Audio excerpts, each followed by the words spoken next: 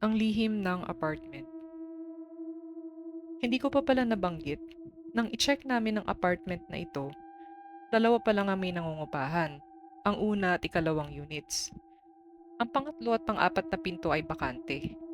Ang pangatlong pinto ang pinili ng mga magulang ko kasi malas daw ang 4 para sa mga Chinese.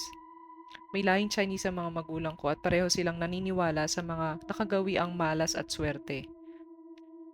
Nang halos 6 na buwan na kami sa apartment, nakahanap na din ng trabaho si Tatay Ben. Masayang masaya kami sa bahay. Ilang beses ko lang naaalala na masaya kaming lahat. Madalas ay dahil hindi naman naging madali ang buhay para sa amin. Kumain kami sa mall at umuwi ng may mga bagong damit at laruan. Sa mga sumunod na buwan ay maayos ang lahat. Maganda ang sweldo ni Tatay Ben dahil na din sa mga komisyon niya. Magaling siyang magbenta at magaling din makisama sa mga katrabaho at customers niya. Masaya ako para sa kanya kasi sa wakas ay hindi na niya mamaliitin ang sarili niya at hindi na din masyadong mahihirapan ang nanay ko sa paghahanap ng panggasto sa bahay. Napansin ko na mas madalas na umaga na umuwi ang tatay ko mula sa trabaho at nag-iiba na din ang kanyang ugali. Mas naging mainitin ang ulo niya sa aming lahat kahit sa paborito niyang si Francis. Napagbubuhatan niya na din kami ng kamay at dumadalis na din ang pag-aaway nila ni Nanay Jill.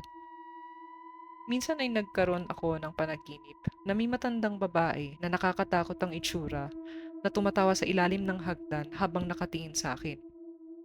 Puti lahat ang buhok niya, malaki ang ilong, matalas ang tingin. Sobrang takot ang naramdaman ko. Isang gabi ay nagsisigaw si Francis at sabi niya na may matandang babae sa ibabaw ng cabinet namin sa ibaba ng hagdan. Takot na takot ako. Sabi ko, pakilarawan ang nakikita niya kasi hindi siya tumitigil sa pagturo dito. Sabi niya, pangit ang itsura, tumatawa, nakaitim na damit at puti na magulo ang mahaba nitong buhok. Eksakto ang itsura ng nasa panaginip ko.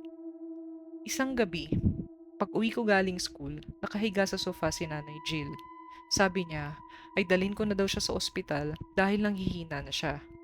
Agad-agad akong nagtawag ng tricycle at nadala ko naman siya sa ospital.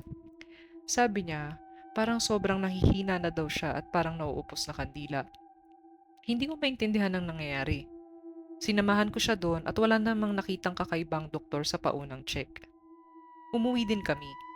Pag uwi namin sa bahay, ay nakita kong umiiyak sa isang sulok si Francis at may katabing basag na sa salamin. Ang tatay Ben naman ay umiiyak at sumisigaw pinanghihiwa niya sa kanyang braso.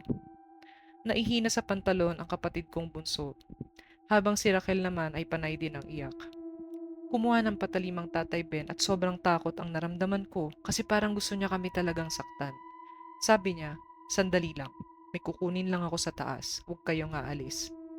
Bago siya umakyat, ay sinara niya ang mga bintana at pinto. Sobrang kaba ang nararamdaman naming lahat.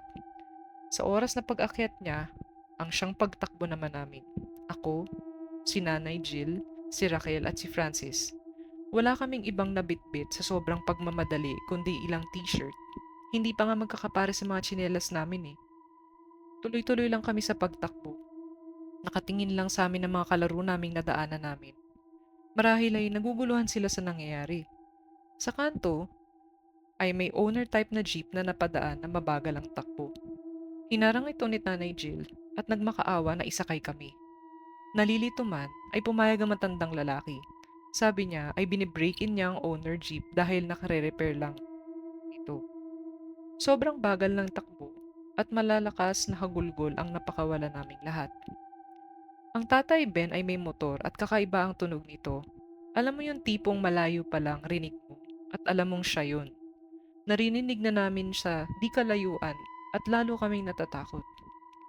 Biglang tumirik ang owner jeep. Mabuti na lang at may taxi na nakaparada sa tapat ng isang bahay. Para bang saktong-sakto sa kailangan namin. Sumakay kami kahit hindi pa siya pumapayag. Sa pagpunta namin sa isang kamag-anak ni Nanay Jill, sabi ng driver ay dumaan lang daw siya sa kanyang pamilya dahil magpapasko. Hindi daw siya talaga babiyahe. Kinuwento namin sa kanya nangyari at hindi ito makapaniwala.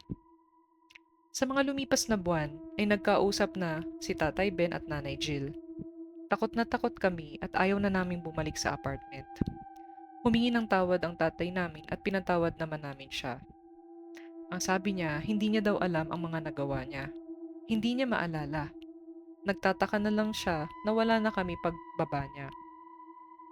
Hindi ko alam sa point na ito kung maniniwala ako o matatakot sa kanya lalo.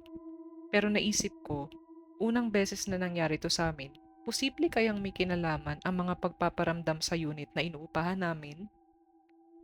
May mga nakilala at naging kaibigan din si Nanay Jill na mga taga-simbahan at nakakapag-attend din kami ng Bible study tuwing Sabado at Misa sa Linggo. Nakwento na niya sa mga ito ang nangyari sa bahay at pinagdadaanan nila ni Tatay Ben. Nag-suggest sila na mas maganda kung may ma-pray over ang bahay at kami bilang pamilya. Isang araw, dumating sa bahay sila Sister Connie at iba pang kagrupo sa simbahan. Nagsimula na siyang magdasal at ang iba pang mga kasama niya. Meron siyang dalang holy water. Binabasbasan niya ang bahay mula sa pagpasok ng pinto sa ibaba, sa sala, sa dining, sa bandang dirty kitchen, sa may banyo, at paakyat na siya sa hagdanan nang may nang nakita kaming nangyari na lahat kami ay natakot, ultimong si Sister Connie. Sabi niya, pakialalay ang likod ko. Nasa baba lang kaming mga bata at kitang-kita namin na para bang may tumutulak sa kanya pababa habang nagbabasbas siya ng holy water. Pinagpatuloy niya ang pagbabasbas sa dalawang kwarto sa itaas at natapos ulit ang lahat sa pagdadasal ng buong grupo. Tinanong ni Nanay Jill, Sister Connie, anong nangyari sa may hagdan? Sagot nito, hindi ko maintindihan sino at anong tumutulak sa akin pa ibaba. Ang init ng pakiramdam ko at malakas talagang pagkakatulak sa akin eh. Buti na lamang at nasa likod ko ang iba pa nating ka-sisters. Mula noon, ay gabi-gabi na kami nagdadasal na pamilya. Sa mga lumipas na araw, ay noon pa lang ulit namin nagawa na makipaglaro sa mga kapitbahay namin at nagtanong ako sa ibigan kong si Carmen. Doon lang din ako nagkaroon ng lakas ng loob na magkwento tungkol sa mga nararanasan namin sa apartment. Ang sabi niya, hindi niyo pala alam? Ang alin? Tanong ko naman. Sabi niya, ang kwento sa kanya ng mga magulang niya ay noong araw, meron lamang 3 units ang apartment. Sa ikatlong pinto kung saan kami nagsistay ay may pamilyang nakatira. Ang tatay, nanay at dalawa pa nilang anak na maliliit, mga 4 hanggang 5 taong gulang. Nagkaroon daw ng problema ang mag-asawa bunga ng selos. May ibang lalaking nagugustuhan ng nanay ng pamilya at nagkaroon ng matinding away ang mag-asawa. Umabot sa puntong nakatakbo ang babae at umakyat sa water tank ng apartment at naabutan ito ng lalaking asawa at doon ito pinagsasaksak at doon din ito nahulog at namatay. Matapos nito ay pinatay naman ng lalaki ang kanilang 2 anak at nagpakamatay naman siya pagkatapos. Hindi ko mapaniwalaan ang naririnig ko. Naisip ko na hindi kaya yung tumatakbo sa taas na 2 pares ng paa ay ang mga anak nila na pinatay sa apartment. Ang white lady ay ang babae at ang mga kamay na mabuhok na sinasabi ng kapatid kong si Francis ay maaaring yung tatay o isang masamang espiritu. Matagal din kami nangupahan sa apartment. Umabot ng 6 na taon. Naging normal na sa amin ang mayat mayang magpaparamdam, mga ingay na hindi mo alam kung saan nanggagaling. Tinanong ng magulang ko ang katiwala ng may-ari ng apartment tungkol dito sa nalaman namin na nakaraan ng pamilya na naninirahan dito. Ang sagot niya lang ay isang maiksing, hindi totoo yan.